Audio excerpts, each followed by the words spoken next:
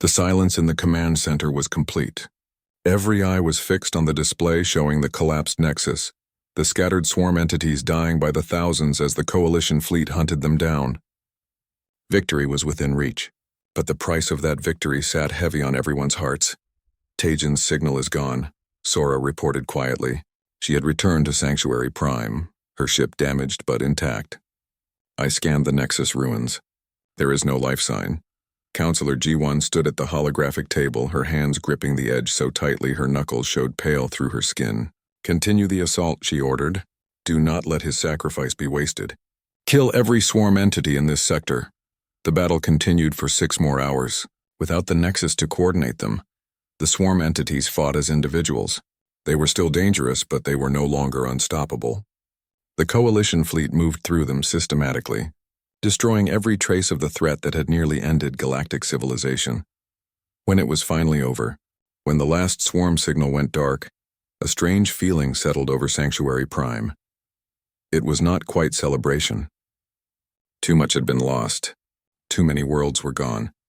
But it was relief, deep and overwhelming. Admiral Hyunwoo returned to the command station 12 hours after the battle ended.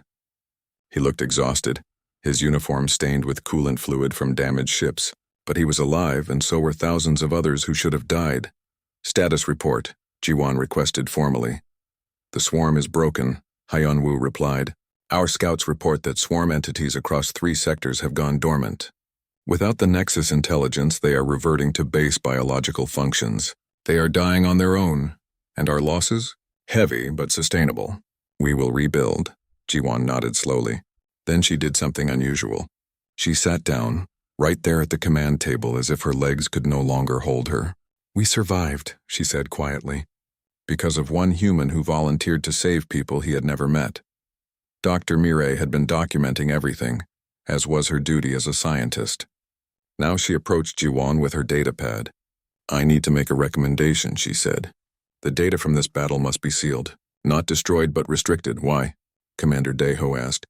He looked haunted by what he had witnessed. Because what we saw Tajin do is too dangerous to be common knowledge, Mireille explained. His tactics, his methods, his way of thinking. If other species learn these techniques, we risk creating conflicts we cannot imagine. Humans developed these capabilities over millions of years of evolution. The rest of us are not ready for them. Are you saying we should hide the truth? Hyunwoo asked. I am saying we should be careful with it, Mireille replied. We will tell the truth about what happened. That a human helped us defeat the swarm. But the specific details of how he did it should be restricted to security-level personnel only. For everyone's safety. Jiwon considered this. And what do we do about Earth? That was the question everyone had been avoiding. The quarantine had been breached. Contact had been made. A human had fought and died for the Coalition. Everything had changed. We cannot put them back in the cage, Sora said. She had been quiet since returning, but now she spoke up. It would be dishonorable. They helped us. They have earned the right to rejoin the galaxy.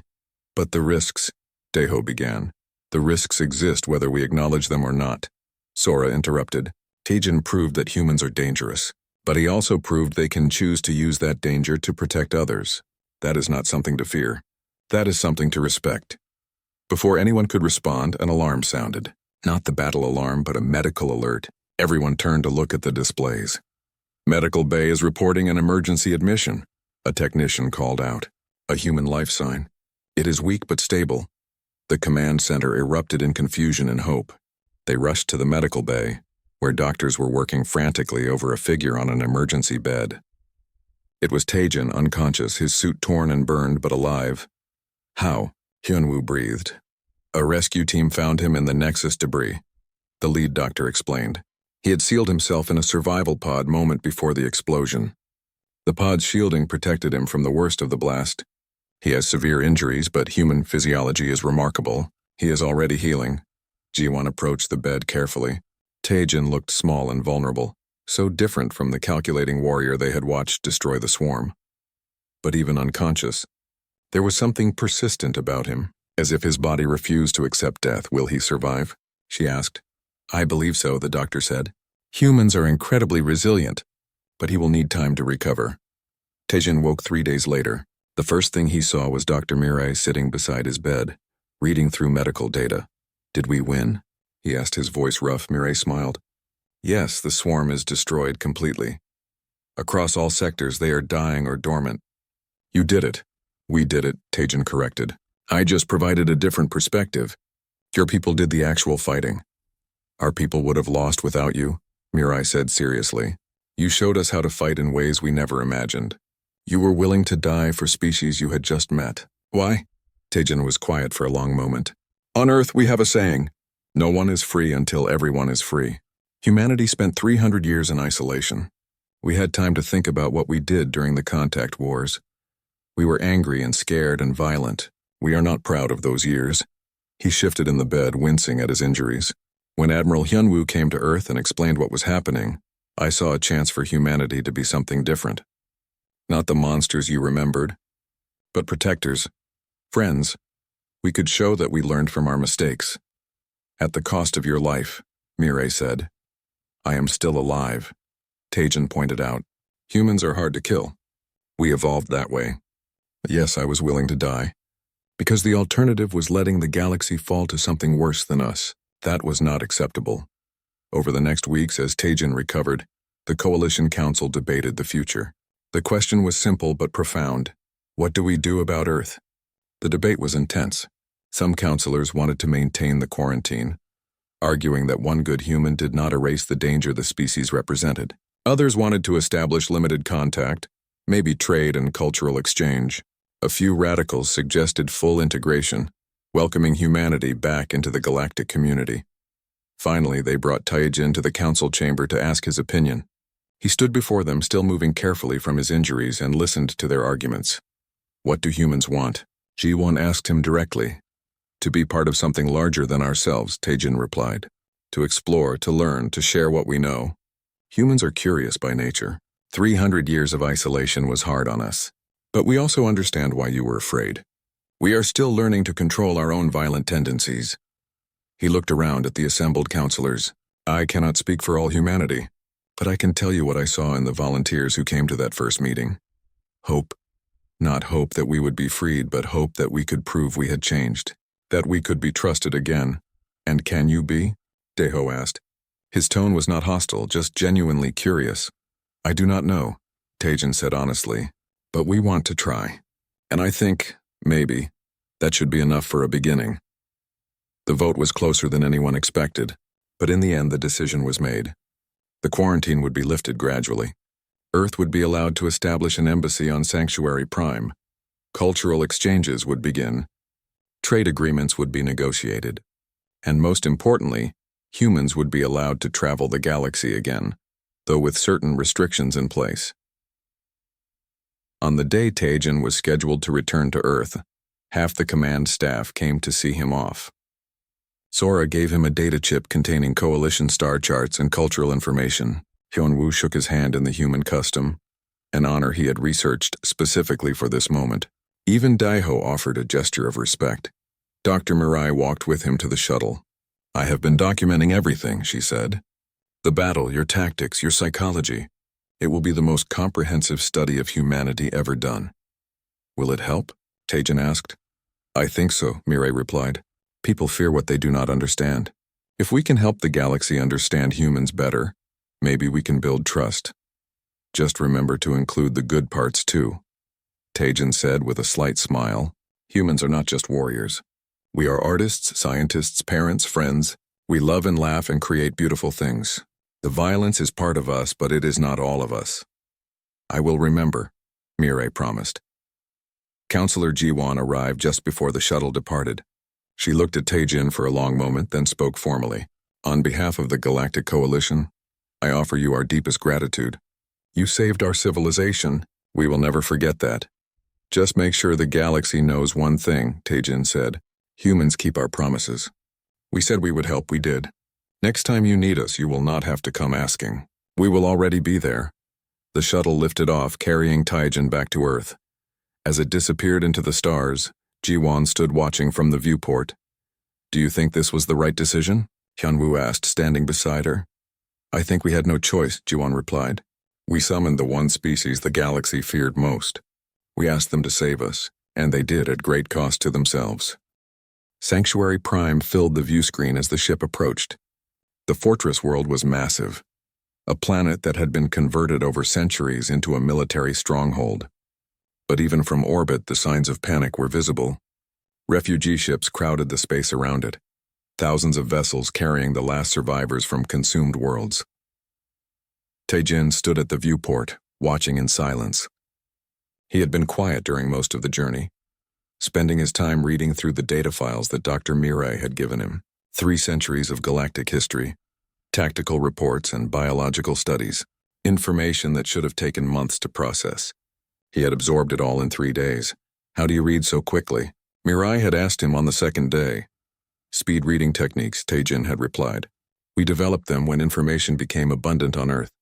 The trick is not to read every word, but to recognize patterns and extract key information. Now, as they docked at SciFiPrime's main command station, Commander Daeho was waiting for them. His 4 eyes fixed on Taejin with obvious distrust.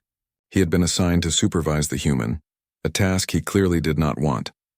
Welcome to SciFiPrime, Daeho said formally. I will escort you to the command center. They walked through corridors filled with activity. Military personnel rushed past carrying equipment and reports. Civilians huddled in designated safe areas, their faces showing the strain of knowing their world might end soon. Taejin observed everything with quiet attention. The command center was impressive. Holographic displays showed real-time data from across the sector. Fleet positions, swarm movements, resource allocation, evacuation routes. Counselor Jiwon stood at the center of it all, coordinating the desperate defense. She turned as they entered. Her eyes met Taejin's, and for a moment neither spoke. Then she made a gesture of greeting that was traditional in her culture. Thank you for coming, she said simply. You are welcome, Taejin replied. Show me everything. For the next 6 hours, Taejin studied the swarm. He watched battle recordings, analyzed tactical reports, and reviewed scientific data. Daeho stayed close, watching the human with growing unease. There was something disturbing about how Taejin worked. He did not show emotion or fatigue. He simply processed information with machine-like efficiency, but it was not machine-like, Daeho realized. It was the focus of a predator studying prey. You have been fighting them wrong, Taejin said finally. Admiral Hyunwoo, who had been watching from across the room, came over. Explain. You treat them as an enemy army, Taejin said, pulling up a holographic display. You use military tactics, strategic positions, force multiplication. But the swarm is not an army. It is a biological system. You do not fight biology with tactics. You fight it with understanding. He manipulated the display, showing swarm attack patterns. Look at how they move. They consume resources and convert them into more swarm mass. The pattern is identical to cancer cells in a biological body, or to locust swarms on Earth, or to certain computer viruses we developed in our early digital age. We know this, Daeho said impatiently. We have studied them extensively. But you have not applied the correct solutions, Taejin replied. When humans face cancer, we do not negotiate with it. When we face locusts, we do not build walls to keep them out. We find the weakness in their biology and exploit it. Every living system has vulnerabilities. The swarm has shown no vulnerabilities, Hyunwoo said. We have tested everything. No, Taejin corrected gently. You have tested everything you thought would work. That is different from testing everything that might work. Mirai stepped forward. What do you need? Access to live swarm specimens, full biological analysis equipment, chemical synthesis laboratory, and volunteers. The room went silent. Jiwon looked at him carefully. Volunteers for what? To test hypotheses, Taejin said. Some of them will be dangerous. I will not ask anyone to take risks I would not take myself, but I will need help. You will have it, Jiwon decided. Anything you need. They provided him with a laboratory in the deepest level of the command station. The captured swarm specimens were kept in maximum containment, surrounded by energy fields and armed guards. Taejin spent 2 hours alone with them, refusing to let anyone else in the room. Daeho watched through the observation window, his skin crawling with disgust. The swarm entities were grotesque things, masses of twisted flesh and metal that pulsed with sickly light. They constantly tried to breach their containment, reaching toward Taejin with appendages that should not exist. But Taejin did not show fear. He moved around the containers with calm purpose, taking samples, running tests, making notes. Occasionally, he would tap on the containment fields, watching how the swarm reacted. "What is he doing?" Deho muttered. "Learning," Mireille replied. She was recording everything, her scientific curiosity overcoming her fear. "Look at how he approaches the problem. He is not trying to understand the swarm's technology or tactics. He is looking for biological responses, stimulus and reaction, like studying an animal." "They are not animals," Deho said. "They are intelligent." "Intelligence does not remove biological constraints." Tajin's voice came through the intercom. "Even your species, Commander, with all your military sophistication, still needs to breathe oxygen and maintain body temperature. Intelligence is built on top of biology, not separate from it." He turned to face the observation window. "I have found 3 potential weaknesses. I need to test them. The first test will be harmless. The second will be moderately dangerous. The third will be very dangerous, and I will do it alone." The first test involved introducing specific chemical compounds into the swarm containment. Tajin had synthesized them based on analysis of the swarm's metabolic processes. The results were immediate and dramatic. The swarm entities recoiled from the chemicals, their flesh blistering and smoking. "It hurts them," Hyunwoo observed, watching from the command center through live feed. "More than that," Tajin said. "It interrupts their communication. Watch." The affected swarm entity began moving erratically, its movements no longer coordinated with the others in nearby containers. After 10 minutes, it went dormant. "You found a weakness," Jiwan said, hope creeping into her voice. "I found one of many," Tajin replied. "But this alone will not be enough. The swarm will adapt. We need multiple approaches." The second test was more complex. Tajin had identified patterns in the swarm's communication network, quantum signals that they used to coordinate across vast distances. He began broadcasting interference on those frequencies, using patterns based on human music, speech, and random noise. The effect was subtle but measurable. Swarm entities in containment began showing signs of confusion. Their attack patterns became less efficient. Response times increased. "Psychological warfare," Deho said with realization. "You are giving them sensory overload." "Humans evolved in environments with constant noise and chaos," Tajin explained. "We learned to process multiple information streams simultaneously. But the swarm evolved for efficiency. Too much random data, and they struggle to filter signal from noise." "The third test," Mireille prompted. "What is it?" Tajin was quiet for a moment. When he spoke, his voice was serious. "The swarm converts biological matter into its own mass. It consumes living things and repurposes them. But what if we introduce something into that process? Something that looks like food but is actually poison?" "You want to poison the swarm?" Hyunwoo asked. "More specifically, I want to be the poison," Tajin said. "Human biology is very different from yours.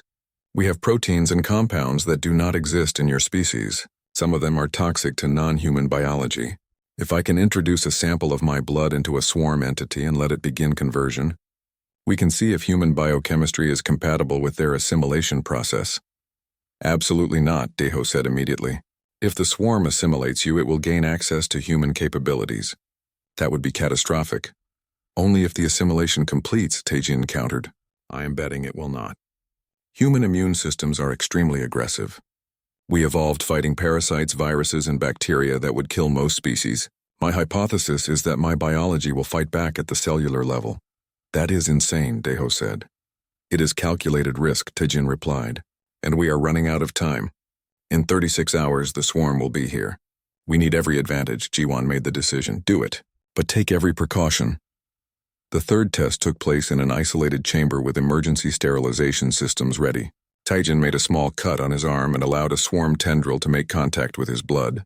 Everyone watched in tense silence. At first, nothing happened. Then the swarm entity began to react. Its flesh rippled and convulsed. The color changed from purple to an angry red. Smoke rose from the point of contact. "It is rejecting the human biology," Mireille breathed. "His immune system is attacking the swarm at the molecular level." The swarm entity thrashed violently, trying to withdraw, but the damage was spreading. Within 5 minutes, the entire entity had dissolved into inert sludge. Tajin sealed the wound on his arm with a bandage. "Humans are poison to the swarm," he said with satisfaction. "Our biology is incompatible with theirs. They cannot consume us without destroying themselves." He turned to face Jiwon and Hyunwoo through the observation window. The Void Swarm arrived exactly when Admiral Hyunwoo predicted. The sensors detected them first, a massive wave of ships and biological matter that blotted out the stars. Millions of entities moving as one, driven by a single terrible purpose. Consume, convert, expand. On SciFiPrime, alarms blared throughout the command station. Personnel rushed to battle stations. Civilians were moved to the deepest shelters. The defense fleet, what remained of it, took up positions around the planet. They would fight, even though every calculation showed they would lose. In the command center, Taijin stood beside Counselor Jiwon, watching the swarm approach on the main display. He had not slept in 40 hours. Instead, he had worked with engineers, chemists, and military planners to prepare his strategy. Now everything depended on whether his understanding of the swarm was correct. First wave will hit our outer defenses in 10 minutes, Hyunwoo reported from the flagship. All ships are ready. Begin Phase 1, Taijin said calmly. Across all coalition channels, something strange began broadcasting. It was sound, but not like any military communication. Human voices singing, shouting, laughing. Human music from a dozen different cultures and time periods. The chaotic noise of human cities. Random speech patterns in hundreds of languages. Poetry and mathematics and crying babies and roaring crowds. What is that? Commander Daeho demanded. Humanity, Taijin replied. 300 years of cultural data, compressed and broadcast directly into the swarm's communication network. They use quantum signals to coordinate. Those signals carry information. I am flooding their network with data they cannot process. To them, it sounds like the universe screaming. On the display, the swarm's advance faltered. Just for a moment. Their perfect coordination broke down as individual entities tried to process the overwhelming information. Ships collided with each other. Attack patterns dissolved into confusion. It is working, Jiwon said with amazement. For now, Taijin replied. They will adapt in approximately 6 minutes. We need to use this window. Admiral, begin the assault. The coalition fleet moved forward, targeting the disoriented swarm entities. For the first time in months, they were winning engagements. Swarm ships died by the hundreds, their coordination too damaged to mount effective defense. But Taijin was right. After 6 minutes, the swarm adapted. They began filtering the human noise, treating it as background interference. Their coordination returned and the assault became harder. Phase 2, Taijin ordered. Lieutenant Sora, who had volunteered to help despite her fear, activated the next system. Drones launched from SciFiPrime, each carrying canisters of the chemical compound Taijin had developed. They dove into the swarm formations and detonated. The effect was immediate and horrifying. Swarm entities caught in the chemical clouds began to dissolve. Their flesh bubbled and burned. The communication signals they emitted changed from coordinated patterns to what could only be described as screaming.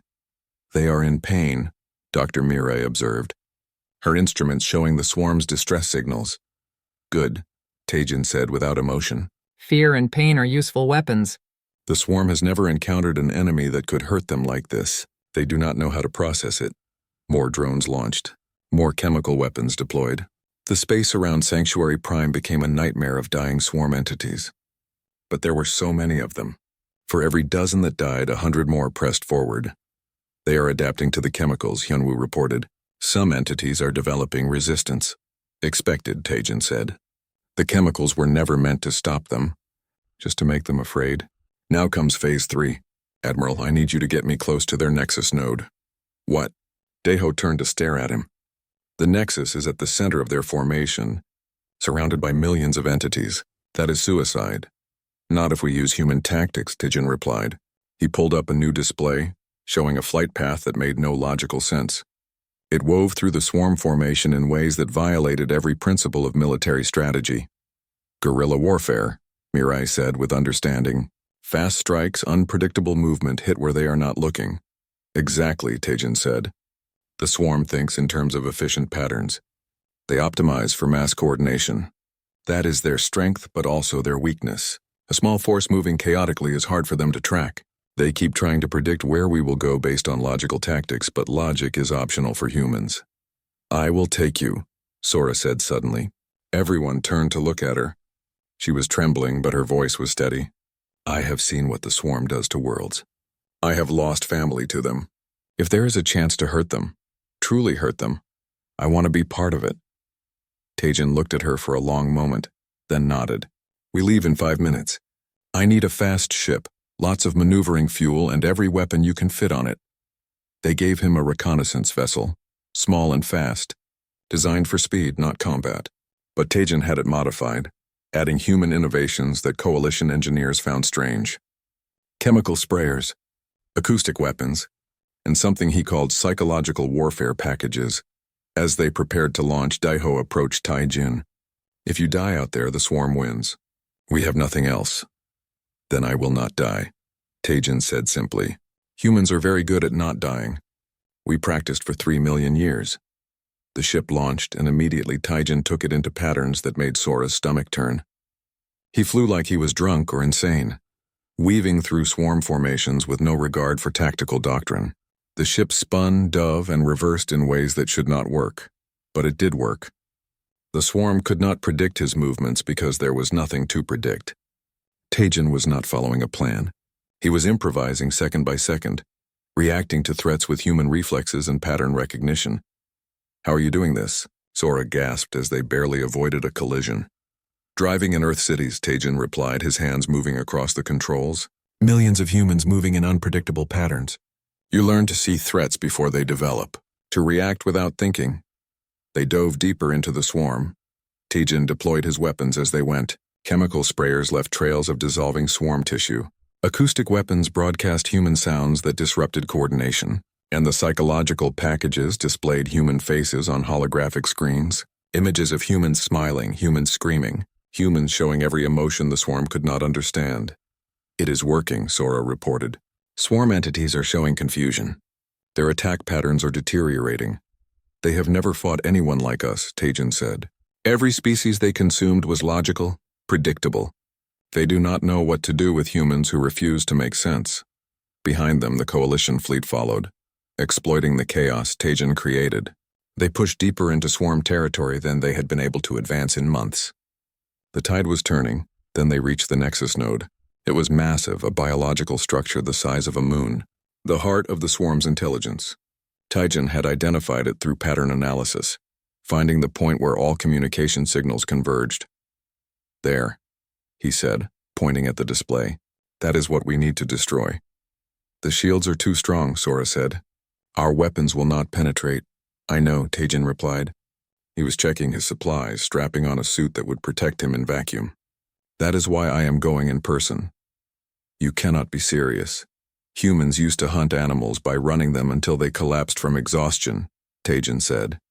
We would track them for days, never letting them rest. This is the same thing, just faster. I'm going to get inside that structure and plant charges at critical points. When they detonate, the Nexus will collapse. You will not survive that, Sora said. Probably not, Tejan agreed. But you will. And you will tell them what happened here. You will tell them that humanity came back and fought. Not because we are monsters, but because we choose to stand with those who need us. Before Sora could respond, Tejan opened the airlock and launched himself toward the Nexus.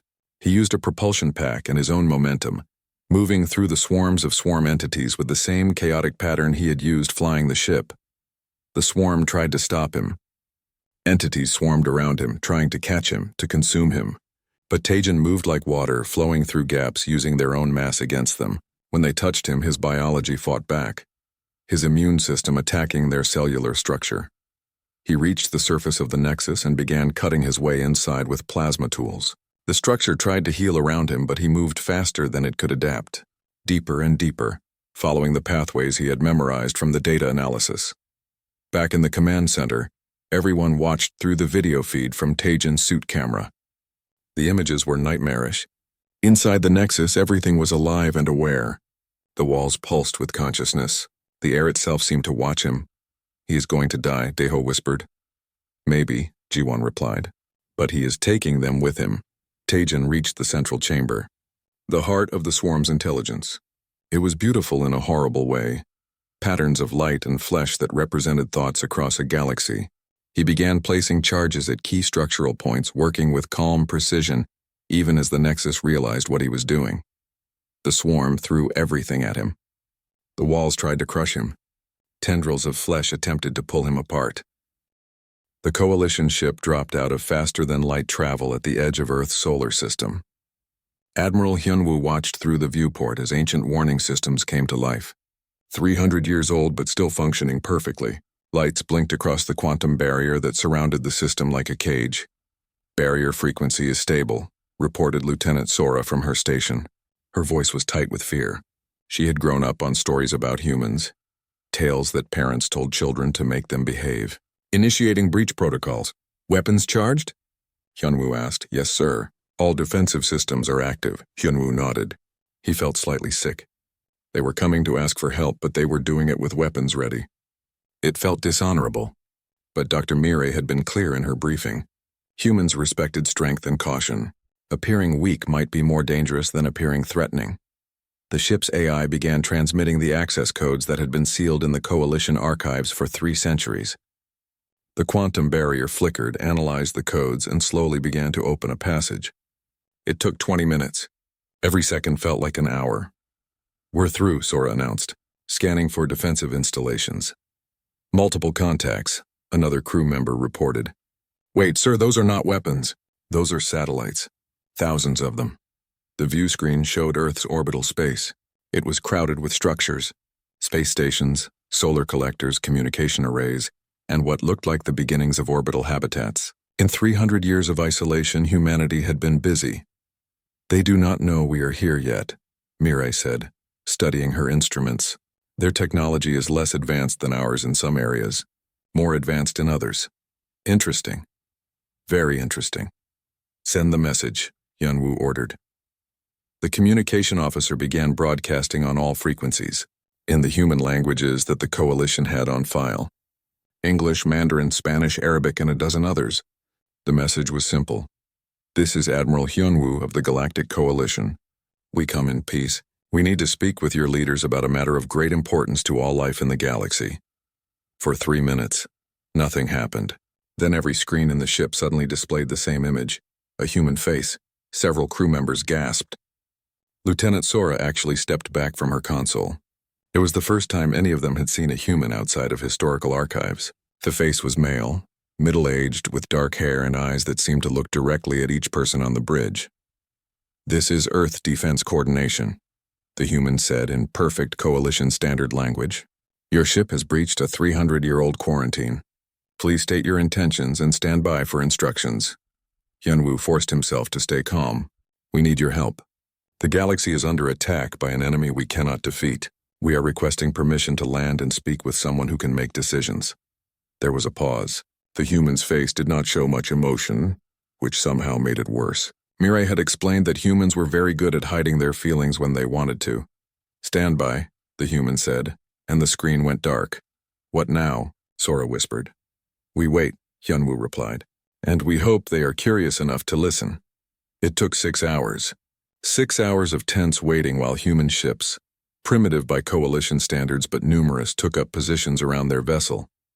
Finally, they received landing coordinates for a location in East Asia. The landing site was in a mountainous region, far from major cities. As the shuttle descended, Hyunwoo could see that humans had built a facility specifically for this meeting. It had gone up in less than 6 hours. That kind of rapid construction capability was noteworthy. When they stepped out of the shuttle, a delegation of humans was waiting. They wore simple clothing, not military uniforms. That was interesting. They were sending civilians, not soldiers. Perhaps that was a good sign. One human stepped forward. He was tall by human standards, with an open expression that seemed friendly. But his eyes were alert, watching everything. "I am Taejin," he said in Coalition standard. "I work with disaster response and crisis management. When the government received your message, they asked for volunteers to make contact. I volunteered." "Why?" Mirai asked, unable to help herself. Taejin smiled slightly. "Because I was curious. We have been alone for 300 years. We always wondered if you would come back. We hoped you would." That surprised Hyunwoo. "You hoped we would return? After we imprisoned you?" "You were afraid of us," Taejin said simply. "Fear makes people do many things. But we are still here, and so are you. That means we both survived. So maybe we can talk now." They moved to a building that humans had prepared. It was simple but comfortable, designed to accommodate different species. Someone had done their research on coalition physiology. Inside, Tejan sat down across from them at a table. Dr. Mirai activated her holographic display and showed Tejan the void swarm. The images were not easy to watch. Planets being consumed, populations being absorbed into the collective consciousness, the slow death of everything the coalition had built. Tejan watched without speaking. His expression remained calm, but Hyunwoo noticed small details. The way his breathing deepened, how his eyes tracked every detail of the swarm's structure, the slight tension in his jaw. "How long has this been happening?" Tejan asked. 8 months, Hyunwoo replied. "We have lost 70% of coalition space. In 48 hours they will reach our last major stronghold." "What have you tried?" They explained. "Quantum weapons, biological warfare, AI-directed tactics, strategic retreats, everything." Tejan listened carefully, occasionally asking questions. His questions were simple but direct. Can they feel pain? Do they have a central intelligence? What is their energy source? How do they communicate? Lieutenant Sora leaned close to Hyunwoo and whispered, "He is not asking how to survive them. He is asking how to hurt them." Hyunwoo realized she was right. That pattern of questioning was not defensive. It was predatory. Tejan was already thinking about how to hunt the swarm. "You came here because you need something we can do that you cannot," Tejan said finally. "What is that?" Mirai chose her words carefully. "Humans think differently than we do. You solve problems in ways we do not understand. During the contact wars, you invented new tactics faster than we could respond. You used psychological warfare that we did not know was possible. You fought in ways that broke every rule we knew." "Because we did not know the rules," Tejan said. "Exactly. The swarm is the same. It knows our rules. It adapts to our tactics because they follow logical patterns. But humans are not always logical. You improvise. You take risks that seem insane. You refuse to give up even when giving up is the rational choice." Tejan was quiet for a long moment. Then he said, "You want me to go with you?" "Yes," Hyunwoo said. "We are asking you to leave your world and fight an enemy that has defeated everything we could throw at it. We are asking you to risk your life for people who locked your species away for 3 centuries. We have no right to ask this." "But you are asking anyway," Tejan said. "Because you are desperate." Yes, Tejan stood and walked to the window. Outside, the sun was setting over the mountains. He watched it for a moment, then turned back to them. "I need to make some calls and pack a few things." "Give me 2 hours. You're agreeing?" Sora asked, shocked. "You came here asking for help," Tejan said. "My species was alone for a long time. We know what loneliness feels like. We know what it is like to face extinction. When the climate was changing and resources were failing, we thought we might not survive. But we did because we worked together and we refused to quit." He smiled. And there was something in that smile that made Hyunwoo's skin prickle. "Besides," Tejan said, "I am very curious about this swarm of yours. It sounds like an interesting problem to solve." As they waited for Tejan to prepare, Sora approached Hyunwoo privately. "Sir, did you see his eyes when he looked at the swarm footage?" "Yes," he was not afraid. "Not even a little bit.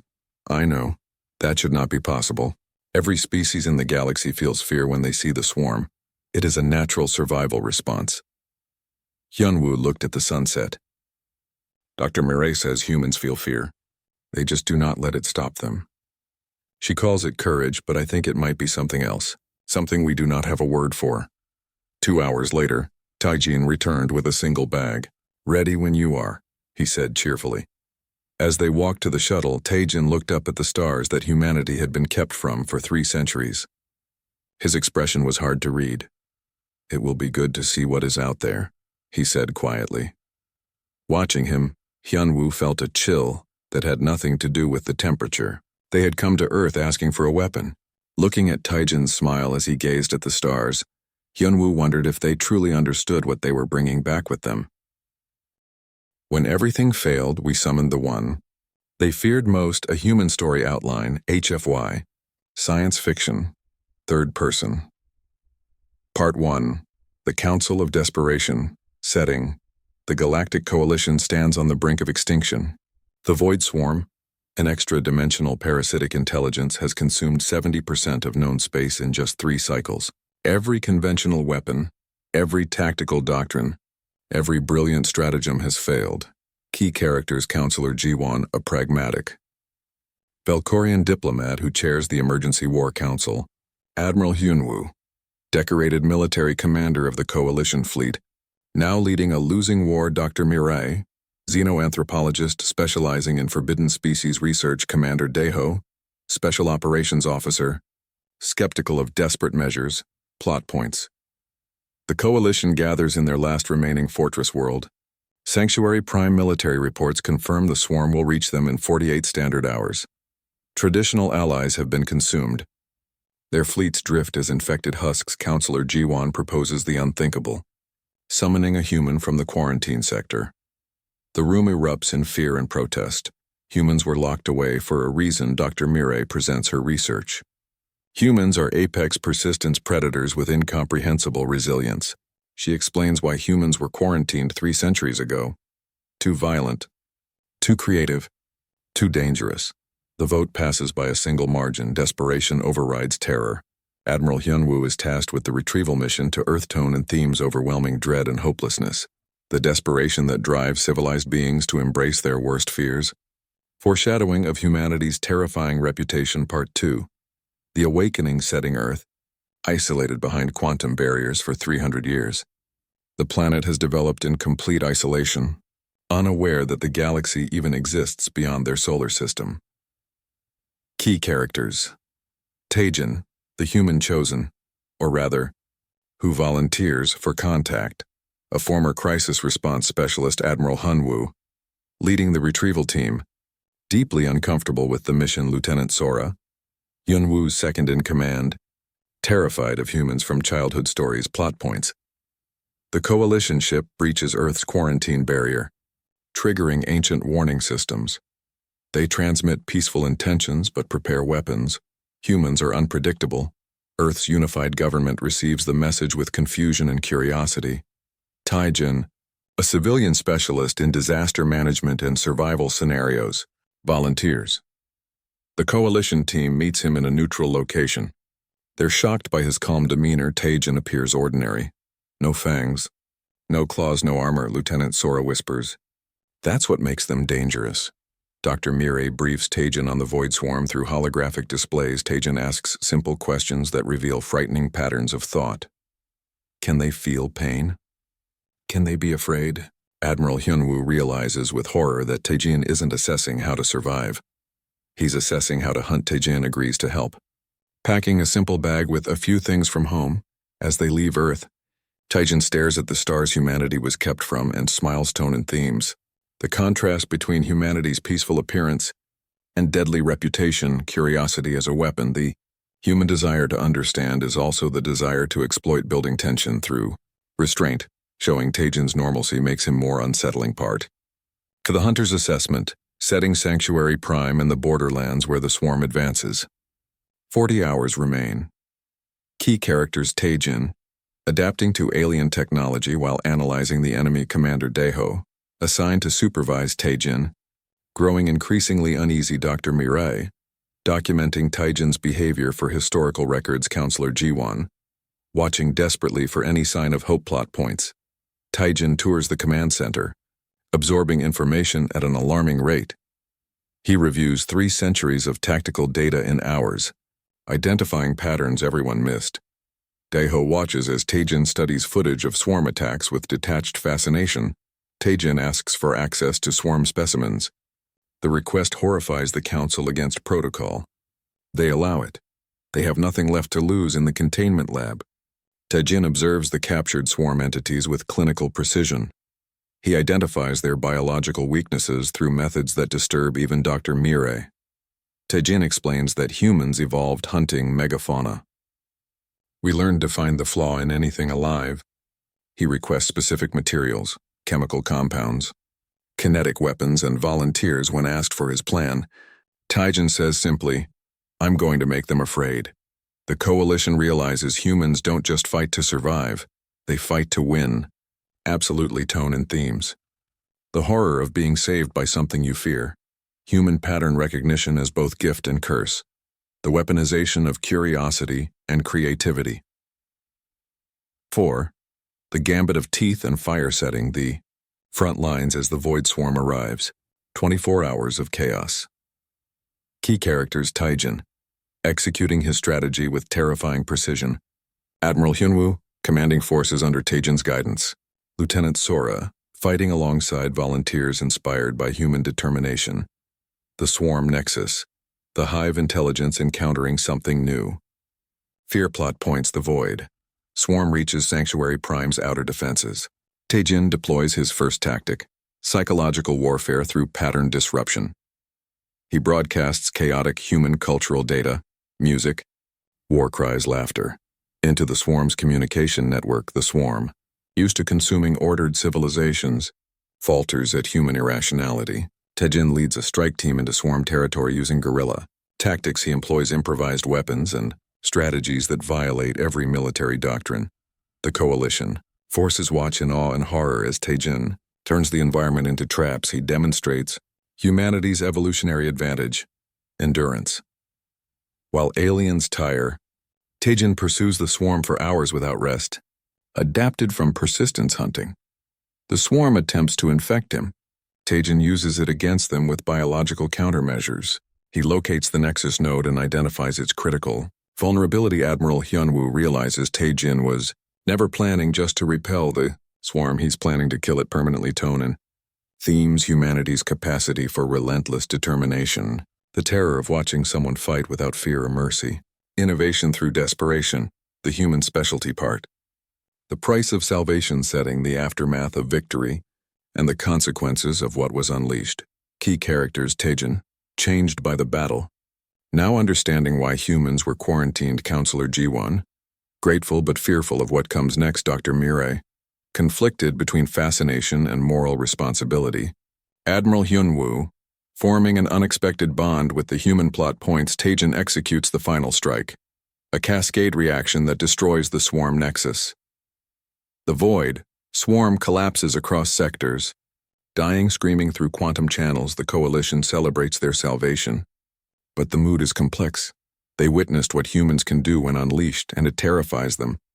Taijin sits alone, processing what he had to become to win. Dr. Mirai interviews him. He admits, "Now I understand why you locked us away." Counselor Ji-won faces a decision: keep the human alliance or reinstate quarantine. The galaxy is saved, but at the cost of revealing humanity's deadly potential. Taijin chooses to return to Earth, but leaves behind knowledge and communication channels. Admiral Hyunwoo escorts him home, having seen beyond the monster to the person. The final scene. Taijin arrives on Earth and quietly returns to his ordinary life. But in orbit, Coalition ships remain, watching, waiting, and wondering. The story ends with Ji-won's monologue. "We summoned the one they all feared. We survived because of him. Now we must survive knowing what humans are capable of, and hoping desperately that they remain our friends." Tone and themes. The moral complexity of survival through violence. Mutual respect forged through shared trauma. The question: are humans monsters or just survivors? Hope tempered with caution. A new galactic future uncertain. Overall story. Themes: humanity, fuck yeah elements, humans as the galaxy's apex predator species, persistence, creativity, and pattern recognition as superpowers. The willingness to do what others cannot or will not. Endurance and psychological warfare as human specialties. Narrative balance. Not portraying humans as perfect or purely heroic, showing the cost of violence on the human psyche. Exploring why other species might legitimately fear humanity. Creating sympathetic alien characters who are brave in their own right. Story structure. Classic 5-act structure with rising tension. Each part builds understanding of human capabilities. Mix of action, psychology, and philosophical questions. Satisfying conclusion that opens possibilities for future stories.